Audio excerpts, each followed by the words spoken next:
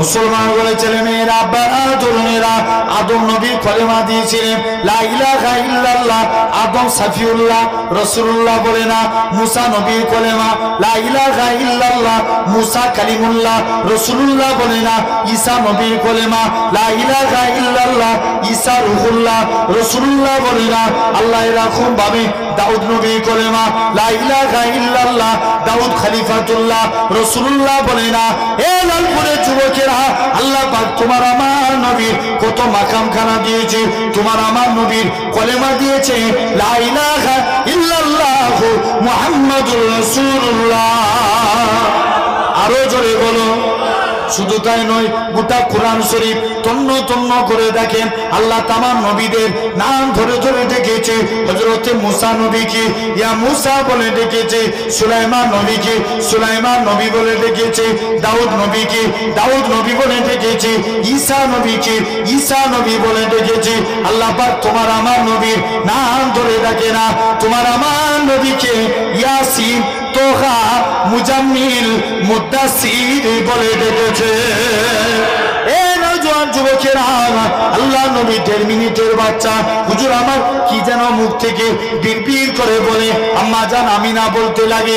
আমি কানটা মুখের কাছে নিয়ে চলে গেলাম, এমন সময়তে দেখতে পাই আমার শিশুপুত্রের মুখ থেকে একটাই কথা বাইর হয়, ইয়া রব্বি হাবলি ইয়া উম্মতি। আরো জোরে বলা গেল না? কাদের চিন্তা করলো? জোরে বলো। উম্মতের চিন্তা, এটা 1 নাম্বার। তাহলে নবী দুনিয়াতে এসেই কাদের চিন্তা? উম্মতের। 2 নম্বর, নবীর যখন জান কবজ হবে, আজরাইল নবীর বুকে হাত রেখেছে। আজরাইল, আল্লাহ নবী বলছে আজরাইল, যেন মনে হচ্ছে অহুদ পাহাড়টাকে তুমি আমার বুকে চাপিয়ে দিয়েছো। আজরাইল বলছে হুজুর আপনার মতো এত আরামের সহিত আমি দুনিয়ায় কারুর জান কবজ করবো না। আজরাইল তৎক্ষণাৎ আল্লাহ নবী বলছে আজরাইল, তাহলে আমার উম্মতরা তো কত বুড়ো হবে, আমার উম্মতরা তো কত জয়ীফ হবে, আমার উম্মতরা তো কত বাচ্চা হবে। আজরাইল যাও, আমার সারা উম্মতের কষ্ট আমি মুহাম্মদ সাল্লাল্লাহু আলাইহি ওয়াসাল্লাম আমার বুকের মধ্যে দিয়ে দাও। জোরে বলবে না? কাদের কাদের চিন্তা করলো? উম্মতের। কটা আলোচনা হলো? 2টো। কবর থেকে নবী যখন ইন্তেকাল হবে। 3 নাম্বার, নবী পাককে যখন কবর থেকে তোলা হবে। কোথা থেকে? কবর থেকে। আচ্ছা বলেন তো বাপ, এখন আমরা দরুদ পড়ি কার উপরে? নবীজির উপরে। আমরা কি চিরজীবন বাঁচবো না মারা যাব? মারা যাব। আমরা কেউ বাঁচবো? কেউ বাঁচবো না, সবাই মারা যাব। কুল্লু নাফসি জায়গাতুল মউত, প্রতিটা সৃষ্টির মৃত্যু অনিবার্য। আমরা তো মারা যাব, তাহলে কে নবীর উপরে দরুদ পড়বে? আল্লাহ বলছে যখন দুনিয়ায় একটা মানুষ থাকবে না, তখন আমার ফারিস্তারা আমার মুস্তফার উপরে দরুদ পড়বে। আসতে হয়ে গেল না? আরো জোর করে। ফারিস্তারাও মারা যাবে। কারা মারা যাবে? ফারিস্তারা। বাঁচবে? কেউ বাঁচবে না। 4 জন বাকি রেখে সবাই মারা যাবে। জিবরাইল, মিকাইল, ইসরাফিল, আজরাইল আলাইহিস সালাম। কজন হলো? 4 জন। প্রথম 3 জন মারা যাবে, জিবরাইল, মিকাইল, ইসরাফিল। আজরাইল বলবে আল্লাহ তুমি আমাকে ছেড়ে দাও না, আমি তো সবাই জান কবজ করেছি। আল্লাহ বলবে আজরাইল না, তোকেও বুকে হাত রাখ, তোকেও মরতে হবে। আজরাইল বুকে হাত রাখলে আজরাইলও শেষ। আল্লাহ বলছে এবার কে দরুদ পড়বে? আল্লাহ বলছে যখন দুনিয়ায় মানুষ থাকবে না, জিন থাকবে না, ফারিস্তা থাকবে না, যখন কেউ আমার হাবিবের উপরে দরুদ পড়ার থাকবে না, তখন আমি আল্লাহ একা আমার হাবিবের উপরে দরুদ পড়ব। কে দরুদ পড়বে? আল্লাহ। আল্লাহ আবার পুনরায় 4 জন ফেরেশতাকে সৃষ্টি করবেন। আল্লাহ জিবরাইলকে ডেকে বলবে জিবরাইল যাও না আমার নবীকে কবর থেকে তুলো। জিবরাইল বলবে আল্লাহ আমি মারা গিয়েছিলাম না। কে মারা গিয়েছিল? বলো বলো। জিবরাইল বলবে আল্লাহ আমি মারা গিয়েছিলাম, নবীর কবর কোথায় ভুলে গেছি। আল্লাহ বলবে জিবরাইল যা মাটিকে জিজ্ঞেস করো, মাটি নবীর কবর কোথায়? মাটিও বলতে পারবে না। মাটি বলবে জিবরাইল কিয়ামতের আগে আল্লাহ আমি মাটিকে এমন উলট পালট করেছে, কে কোথায় কবরে চলে গেছে জানি না। কিতাব এসছে এক একটা কবর থেকে 70টা করে লাশ উঠবে। কটা করে? 70টা করে। বর্তমানে আল্লাহ নবীর কবর আর বিলালের কবর দেখে আসলাম 1000 মাইল ডিস্টেন্স। কত মাইল? 1000 মাইল। কিন্তু কিতাবে এসছে কিয়ামতের দিন নবী পাকের পা মুবারকের দিক থেকে বিলাল হুজুরকে তোলা হবে। কোন দিক থেকে? পা মুবারকের দিক থেকে। বিলাল নবীকে খুব মহাব্বত করতো না? কালো বলে কেউ মুসাফা করতো নি, মনে খুব দুঃখ, মন মারা করে মদিনার মসজিদে এক জায়গায় চুপ করে বসে থাকতো। আল্লাহ নবী বলে বিলাল যাও একটা খুরমা নিয়ে এসো। বিলাল খুরমা আনতে চলে গেলেন। ইয়া রাসূলুল্লাহ খুরমা নিয়ে এসছি, অর্ধেক খাও। বিলাল খেয়ে নিলেন। অর্ধেক খুরমা নবী খেতে যাচ্ছে, বিলাল নবীর পায়ে পড়ে যায়। ইয়া রাসূলুল্লাহ, হাবিবাল্লাহ, হুজুর আপনার গোলাম আমি বিলাল, হুজুর আপনি আমার জুতা খাবেন। না না না না, এটা মানা যাবে না, আমি আপনার জুতা খাবো। ও যুবকেরা, আল্লাহ নবী বিলালের জুতা খানা কি সাহাবাদিও কি প্রমাণ করে দিয়েছিল আমি রাসূলুল্লাহ আমার কালো বিলাল কি কতটাই না মহব্বত করে থাকি। ওই বিলালের কথা বলি, আমার রাসূলুল্লাহ মদিনার মসজিদে বিলাল আজান দিত, কিছু সাহাবারা নালিশ করলো, হুজুর বিলালকে আজান দেওয়া থেকে মানা করে দেন।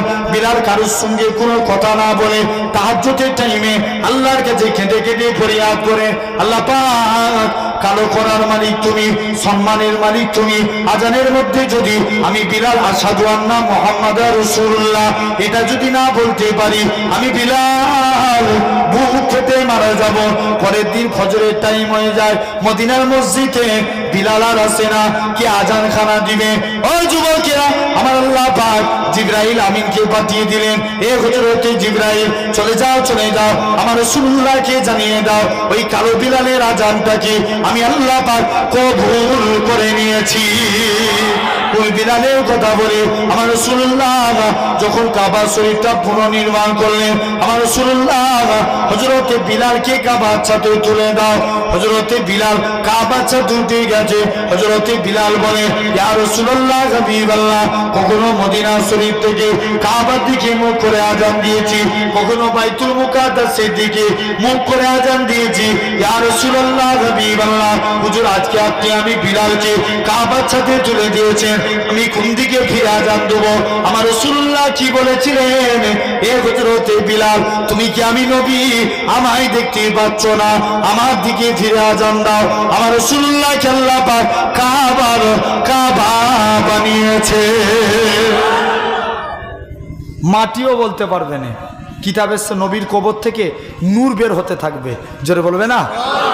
জিবরাইল নবীকে কবর থেকে তুলবে, নবী কবর থেকে উঠি বলবে, জিবরাইল আমার উম্মতরা কই? কাদের চিন্তা? উম্মতের। জিবরাইল বলবে, হুজুর এখনো তাদের কবর থেকে তোলা হয় না। নবী বলছে, আমায় সান্ত্বনা দিচ্ছ? নবীর মন খারাপ। জিবরাইল আল্লাহর কাছে চলে গেছে। আল্লাহ আল্লাহ আল্লাহ বলছে, জিবরাইল যাও আমার হাবিবকে জানিয়ে দাও, আমার হাবিবের ৭০,০০০ উম্মতকে আমি আল্লাহ বিনা হিসাবে নাজাত দিয়ে দিলাম। কত হাজার? ৭০,০০০। নবী বলছে, না এতে আমার মন ভরে নেই, যাও আরেকটু বাড়িয়ে নিয়েছো। ৭০,০০০-এর এক একজন ৭০,০০০ করে, যার পরিধি হলো একসঙ্গে ৪,৯০,০০,০০০ মানুষ বিনা হিসাবে আল্লাহর জান্নাতি। কটা আলোচনা হলো? ৩টে। আর ৪র্থ নম্বর, কিয়ামতের দিন নবী উম্মতের চিন্তা করবেন। যেদিন চিন্তা করলে যুবক আমাদের বেড়া পার, কারণ সব নবীর উম্মতের চেহারা আগুনে পুড়ে পুড়ে কালো হয়ে যাবে, তাদের হাতে আগুনের বেরি পরাবে, পায়ে আগুনের চেন, গলায় আগুনের শিকড়। কিন্তু তোমার আমার আপনার নবীর উম্মতের চেহারা আগুনে পুড়ে কালো হবে না, এদের হাতে আগুনের বেরি পরাবে না, পায়ে আগুনের চেন দিবে না।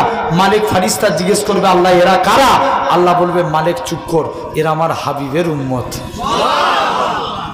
সেই নবী তুমি আমি পেয়েছি, আলহামদুলিল্লাহ বলেন, জোর করে বলেন আলহামদুলিল্লাহ। নবী জিজ্ঞেস করবে, আল্লাহ কিয়ামতের দিন আমার উম্মতের বিচার কেমন করে হবে? আল্লাহ বলবে, হাবিব সবার বিচার যেমন হবে আপনার উম্মতেরও বিচার সেরকম হবে। নবী বলছে, আল্লাহ তাহলে এরা আমার উম্মত হয়ে কি করলো? হাবিব কি চান? আল্লাহ আমার উম্মতের বিচার আমিই করতে চাই। আল্লাহ বলবে, হাবিব বিচার তো করবেন, তবে সবাইয়ের সব কিছু না জেনে আপনি বিচার করতে পারবেন? কে কি গুনাহ করেছে আপনাকে তো আগে জানতে হবে। তো আপনি যখনই জানতে পারবেন মানুষের গুনাহ, আপনার তো মনে কষ্ট হবে, তোরা আমার উম্মত হয়ে এত অন্যায় করেছিস। হাবিব জান, আপনাকে বিচার করতে হবে না, আমি আল্লাহ বিচার করব।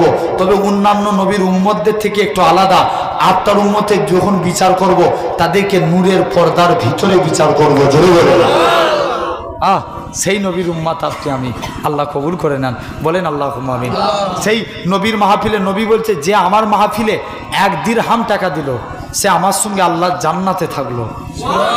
তাহলে আমরাও নবীর মাহফিলে আমরা দুবো। আমি একটা ভাই আল্লাহর জন্য 3টে ভাইয়ের কাছে দিয়ে চাইবো, একজন আল্লাহর জন্য। একটা যুবক কেউ আছেন